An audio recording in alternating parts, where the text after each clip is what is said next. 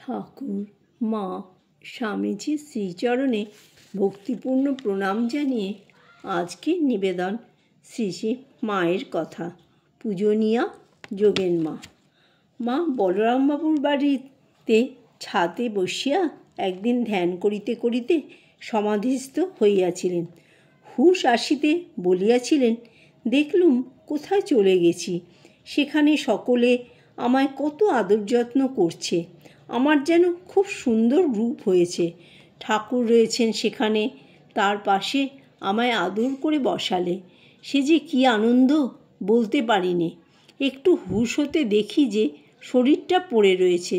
তখন ভাবছি কি করে এই বিশ্রী শরীরটার ভেতরে ঢুকবো।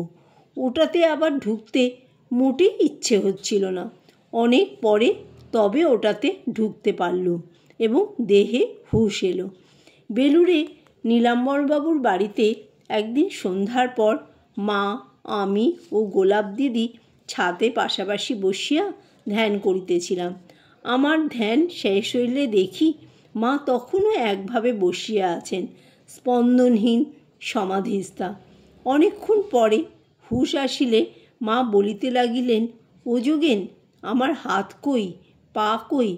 আমরা মায়ের হাত ও পা টিপিয়া দেখাইতে লাগিলাম, এই যে পা, এই যে হাত।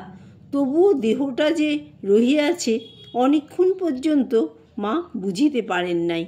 বৃন্দাবনে কালাবাবুর কুঞ্জে একদিন সকালে ধ্যান করিতে করিতে মায়ের সমাধি হইল। সমাধি কিছুতেই আর ভাঙে না। আমি অনেকক্ষণ নাম শুনাইলাম, তাহাতেও সমাধি ভাঙিল না। শেষে যোগেন স্বামী আসিয়া নাম শুনাইবার পর সমাধির একটু উপশম হইলে ঠাকুর সমাধিভঙ্গের সময় যেরূপ বলিতেন মা সেই রূপেই বলিলেন, খাবো। কিছু খাবার, জল ও পান তাহার সম্মুখে দেওয়া হইলে ঠাকুর ভাবাবেশে যেরূপে খাইতেন মা সেই রূপে ওই সকল একটু একটু খাইলেন। পানটি পর্যন্ত ঠাকুর যেভাবে সরু দিকটা কাটিয়া ফেলিয়া দিয়া খাইতেন মাও ঠিক সেইভাবে খাইলেন। তখন তাহার ভাবভঙ্গি, খাওয়া দাওয়া সবই হুবহু ঠাকুরের মতো হইয়াছিল। আমরা দেখিয়া অবাক হইয়া গেলাম। ভাব সম্পূর্ণ উপশম হওয়ার পর মা বলিয়াছিলেন যে তাহার উপর ওই সময় ঠাকুরের আবেশ হইয়াছিল। যোগেন স্বামী মায়ের ওইরূপ ভাবাবস্থার সময় কয়েকটি প্রশ্ন করিয়া ঠাকুর যেরূপ উত্তর দিতেন ঠিক সেইরূপ উত্তর পাইয়াছিলেন। ঠাকুরের দেহরক্ষার কয়েকদিন পরেই রামদত্ত প্রভৃতি গৃহী ভক্তেরা ভাড়া চুকাইয়া দিয়া কাশীপুরের বাগানবাড়ি হইতে বাসা উঠাইয়া দিবার সংকল্প করিলেন। সেই জন্য মাকে বলরামবাবুর বাড়িতে আনা হইল। তারপর মা তীর্থদর্শন মানসে যোগেন মহারাজ, কালী মহারাজ, লাটু মহারাজ, লক্ষ্মী দিদি প্রভৃতির সঙ্গে কাশী আসেন। কাশীতে 8-10 দিন থাকিবার পর বৃন্দাবনে আসিয়া কালাবাবুর কুঞ্জে প্রায় 1 বৎসর ছিলেন। ঠাকুরের দেহ যাইবার 2-1 সপ্তাহ পূর্বে আমি বৃন্দাবনে গিয়াছিলাম। বৃন্দাবনে আমার সহিত দেখা হইতেই মা শোকাবেগে যোগেন গো বলিয়া আমাকে বুকে জড়াইয়া ধরিয়া অধীর হইয়া কাঁদিতে লাগিলেন। ঠাকুরের দেহত্যাগের পর আমার সহিত তাহার এই প্রথম দেখা। বৃন্দাবনে মা প্রথম খুব কাঁদিতেন। একদিন ঠাকুর আমাকে দেখা দিয়া বলিলেন, হ্যাঁ গা, তোমরা এত কাঁদছো কেন? এই তো আমি রয়েছি, গেছি কোথায়? এই যেমন এ ঘর আর ও ঘর। বৃন্দাবনে থাকিবার সময় পত্রপুষ্পে সাজাইয়া কীর্তন করিতে করিতে একদিন একটি শব লইয়া যাইতেছিল। মা উহা দেখিয়া বলিলেন, দেখো দেখো মানুষটি কেমন বৃন্দাবন প্রাপ্ত হয়েছেন। আমরা এখানে মরতে এলুম, তা একদিন একটু জ্বরও হলো না। কত বয়স হয়ে গেল বলো দেখি। আমার বাপকে দেখেছি, ভাসুরকে দেখেছি। আমরা শুনে হাসি আর বলি, বলো কি, মা বাপকে দেখেছ? বাপকে আবার কে দেখে না? এমনই ছেলে মানুষের মতো কথা মা তখন বলিতেন।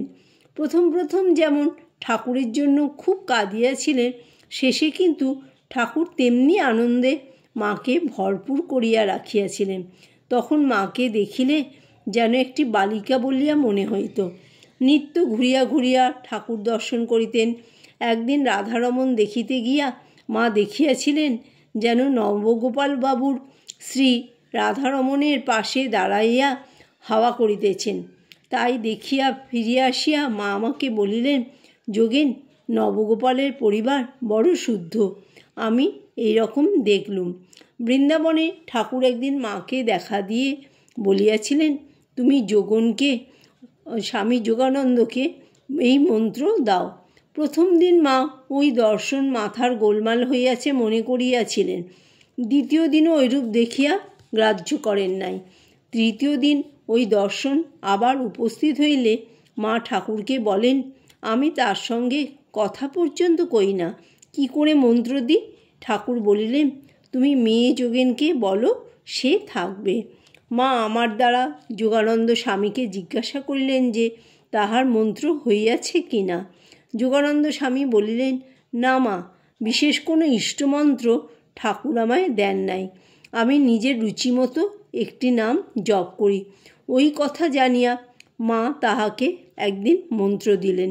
ঠাকুরের ছবি ও দেহাবশেষ রক্ষিত কৌটা সম্মুখে রাখিয়া মা পূজা করিতেছিলেন। তিনি যোগানন্দ স্বামীকে ডাকাইয়া বসিতে বলিলেন। পূজা করিতে করিতে মায়ের ভাবাবেশ হইল। সেই ভাবাবেশেই মা মন্ত্র দিলেন। এমন জোরে মন্ত্র বলিলেন যে পাশের ঘর হইতে আমি উহা শুনিতে পাইলাম। জয় মা শারদা।